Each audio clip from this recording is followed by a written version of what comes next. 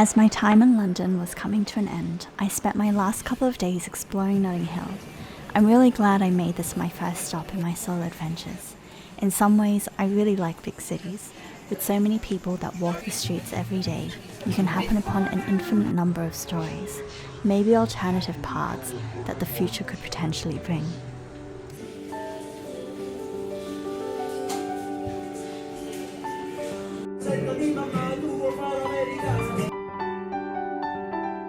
I spent the evening in one of the heritage cinemas on Portobello Road. I attended their opening screening of the Barbie movie. That really tells you how long ago this was. All their movie posters were commissioned by a local design firm, maintaining this cohesive vision of a movie theatre paused in time. I absolutely adored all the architecture here, and the ambient glow of shaded lamps as you watched the movie. It was the perfect way to wind down for the evening. Alrighty, what's been going on recently? Last time I talked to you, I was in London, also in a service department, so I think we're seeing a theme here. I don't think I realised how big London is. Like, there's so much to do there because it's such a huge city. So I just stayed at a hostel for the last couple of nights.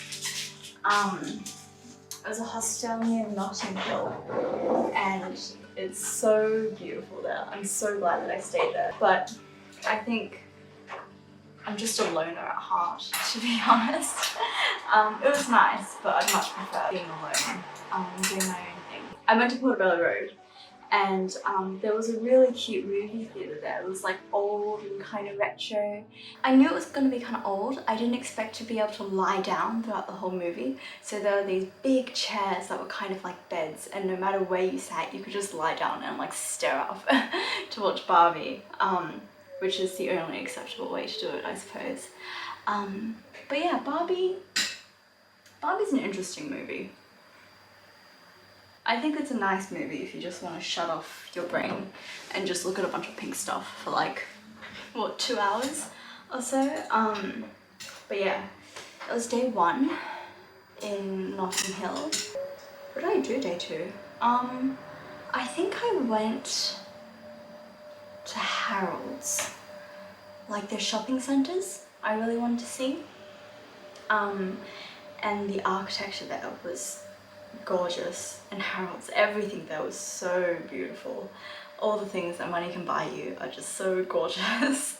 And then I went down Piccadilly Road and the Oxford Circus, which kind of looked the same to me, so I didn't spend too long there. And then afterwards I went to Camden Town. That was really cool. I saw a real life punk. Late that day, I think I went to Primrose Hill. I wanted to go to see the sunset. I took the bus in the opposite direction, so by the time I got there it was night time. It was really nice to see the London skyline, even when it was dark with all the lights and everything.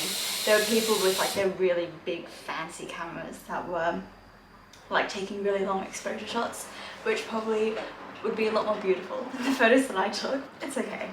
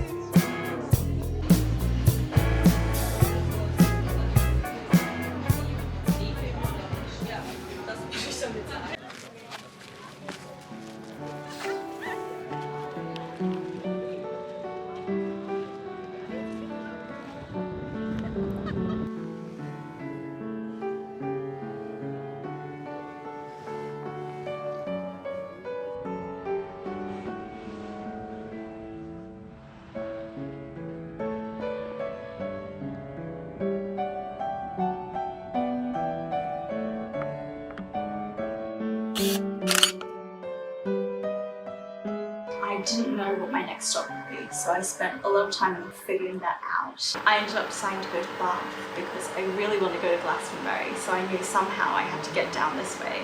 And Bath had been recommended to me. I decided to stay in Bath for 2 nights. I honestly think you could do Bath in half a day.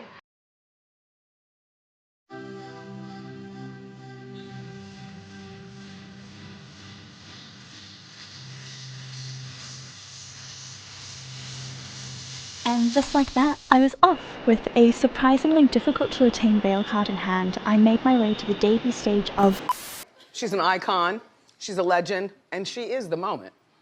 Paddington Bear.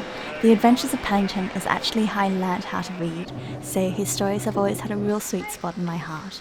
But before I knew it, I was whisked off away to Stonehenge. I didn't film it at the time, but can I set you a scene? Travelling singers singing folk songs on the path up to Stonehenge from the visitor centre, punnets of strawberries and cream sold just beyond the border, and this marvel of a structure that you can take in and experience from whichever 360-degree angle you choose.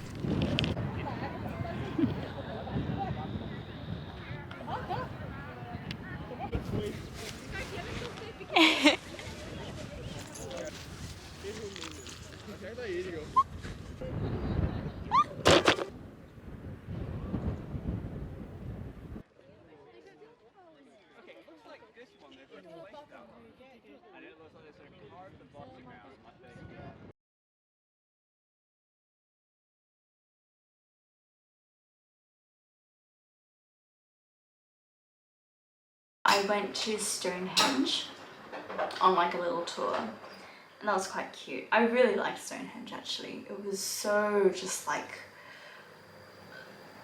I don't know, like really confronting how people from so long ago, they could make such like huge monolithic structures. And also like they rearranged the shape quite a few times, which really makes you wonder like, when did they stop? When does it turn into a heritage site where you're like, we can't touch this ever again? Because I think there were quite a few iterations of Stonehenge before it became what it is today. I spent the rest of the night checking out the Roman baths, and that was really gorgeous. At night time, all the fires are lit up, and when it becomes dusk, the water becomes this really deep turquoise colour, which I'm guessing during the day it would just be like a mucky green. I'm not too sure. I wasn't there during the day. But I also did wander around the Bath city centre at night time as well, and I would recommend this over doing it during the day, especially during August, because it was so busy in the morning, and I really didn't like that. But at night time, everything was so quiet, and because it's summer, like, you still have ample light to see everything that you want to see. And like the Roman bathhouses, that closes at 10 p.m. Anyways, top tip. But yeah, day 2, I went back into Bath City, like the city centre. I say that because my Airbnb was a bit further out, but yeah, I went back into Bath. I had a little look at all of their like Georgian architecture. And then at night time, I went to their actual spas. So they had geothermal spas open for the public. You still have to pay and like reserve a time. But yeah, I went there.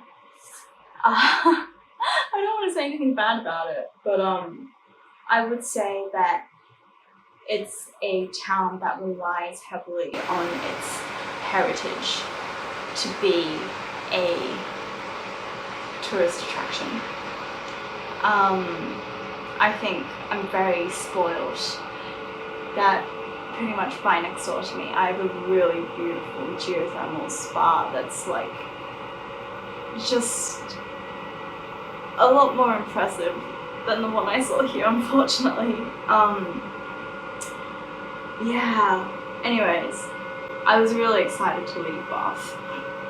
I'm really sorry if I do post this and anyone who's from Bath watching, but yeah, I was excited to leave. It was raining on the day I left, which finally, I think this is my first day of rain since I've been in England.